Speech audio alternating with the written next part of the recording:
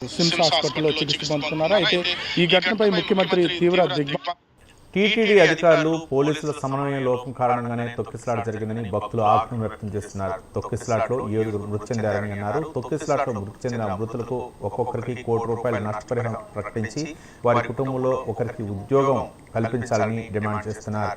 ఈ ఘటనకు బాధ్యత వహిస్తూ టీటీడీ చైర్మన్ బిఆర్ నాయుడు రాజీనామా చేయాలని డిమాండ్ చేస్తున్నారు. ఇక ఇదే అంశంపై మరింత సమాచారం మా కరస్పాండెంట్ ప్రసాద్ అందిస్తారు. నిత్యం గోవిందనామ స్మరణలతో మారుమరుగే తిరుపతి నగరం బుధవారం రాత్రి అయితే భక్తుల ఆర్తనాదాలతో దద్దరిల్లింది.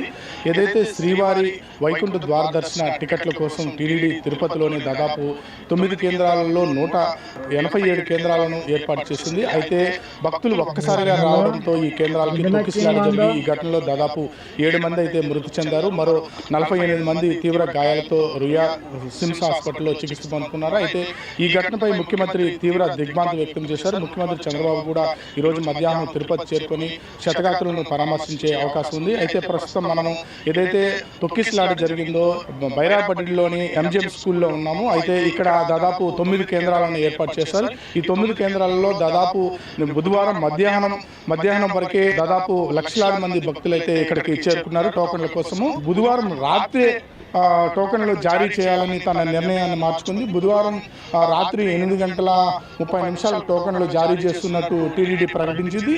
ఈ నేపథ్యంలో అప్పటికే ఉదయం నుంచి పడిగాపులాసిన భక్తులకు అన్నపానీయాలు లేకపోవడంతో సహనం కోల్పోయారు. 8:20 ఒక్కసారిగా గేట్లను ఓపెన్ చేసి క్యూ లైన్లోకి వదలడంతో భక్తులు ఒక్కసారిగా క్యూ లైన్లోకి వచ్చారు. ఈ నేపథ్యంలో తొక్కిసలాట జరిగింది. అయితే ఇక్కడ ప్రత్యక్ష సాక్షులు ఉన్నారు. రాత్రి జరిగిన తొక్కిసలాట ఎలా జరిగింది, దీనికి బాధ్యులు ఎవరు అనే దాని మీద ప్రత్యక్ష సాక్షులు ఉన్నారు. వాళ్ళని అడిగి మరిన్ని విషయాలు చెప్పండి. అయితే నిన్న జరిగిన సంఘటన మీరు ఎలా చూస్తున్నారు, దీనికి బాధ్యులు ఎవరని మీరు భావిస్తున్నారు? ఇది ముమ్మాటికి టీటీడీ చైర్మన్ బిఆర్ నాయుడు గారిదే తప్పిదమని మేము భావిస్తున్నాము. గతంలో ఇదే విధంగానే రోజుకి 1,00,000 టికెట్ల దాకా వైకుంఠ ద్వార దర్శనానికి గతంలో ఉన్న మాజీ చైర్మన్ బొమ్మల కరుణాకర్ రెడ్డి గారు ఇష్యూ చేశారు. ఏ రోజు కానివ్వండి ఒక చిన్న తప్పిదం కూడా జరగలేదు. అంటే ఇక్కడ ఒక కమ్యూనికేషన్ అధికారులతో చేసుకొని వెళ్ళడంలో బిఆర్ నాయుడు గారు పూర్తిగా విఫలం చెందారని మేము భావిస్తున్నాము. ఈరోజు టీటీడీ అధికారులు ఎవరైతే ఉన్నారో ఈ కార్యక్రమం వాళ్ళకేం కొత్త కాదు చేయడము, గతంలో కూడా నిర్వహించారు, వారికి అవగాహన ఉంది. కానీ ఇప్పుడు ఎందుకు విఫలం చెందారా అంటే వాళ్ళ పైన ఉన్న రాజకీయ నాయకుల ఒత్తిళ్ళకి లొగ్గి సరైన ఏర్పాట్లు చేయలేదనేది మా భావన. చిన్నపిల్లల తల్లిదండ్రులు వస్తున్నారు, చిన్నపిల్లలు వచ్చినారు, అలాగే వృద్ధులు చాలామంది వచ్చినా కూడా వాళ్ళకి కనీసం నీటి సౌకర్యం కల్పించకపోవడం ఎంత దౌర్భాగ్యమైన విషయం అంటే ఇది కావాలనే చేశారా అనే అనుమానాలు కూడా కలుగుతున్నాయి మాకైతే.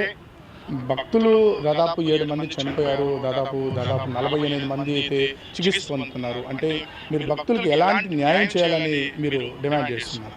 చంద్రబాబు నాయుడు గారు చనిపోయిన కుటుంబాలను పరామర్శించడానికి కానివ్వండి, అలాగే క్షతగాత్రుల్ని పరామర్శించడానికి రాబోతున్నారు. మేమైతే ఒకటే డిమాండ్ చేస్తున్నాము, చనిపోయిన కుటుంబానికి ₹1,00,00,000 ఇచ్చి ఎక్స్గ్రేషన్, అలాగే వారికి అన్ని విధాలుగా అండదండగా ఉంటామని చెప్పి భరోసా కల్పించాలి. అలాగే క్షతగాత్రులు ఎవరైతే ఉన్నారో వారికి అన్ని విధాలుగా సహాయ సహకారాలు అందించి వాళ్ళు కోలుకునేంత వరకు వారికి అండదండలుగా నేను ఉండాలని మేము కోరుకుంటున్నాం. గతంలో మనం చూసుకుంటే ఒక 20 రోజులు 30 రోజుల క్రితము పుష్ప 2 సినిమాకి ఇదే విధంగానే ఒక మహిళ చనిపోతే అన్ని పార్టీలు స్పందించారు, అందరూ కూడా ఎక్స్గ్రేషన్స్ ప్రకటించారు. అదేవిధంగానే ఇక్కడ జరిగిన సంఘటనపై ఈరోజు ప్రతి ఒక్కరూ పార్టీలకు అతీతంగా స్పందించాలి. అదేవిధంగానే ఎవరైతే బాధిత కుటుంబాలు ఉన్నారో వాళ్ళకి అందరూ కూడా అండదండగా నిలబడి వారికి అన్ని సహాయ సహకారాలు అందించాలని మేమైతే డిమాండ్ చేస్తున్నాము. ఈరోజు మీకు బిఆర్ నాయుడు గారిని దీనిపైన ఖచ్చితంగా బాధ్యత వహించి ఆయన రాజీనామా చేయాలని కూడా మేము డిమాండ్ చేస్తున్నాము.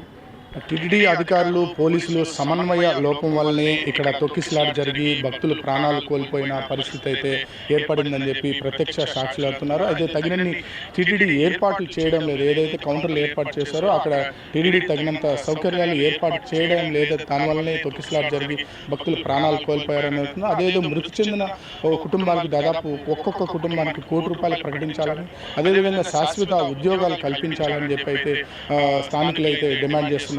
కెమెరామెన్ లోకేష్తో ప్రసాద్, స్వతంత్ర టీవీ.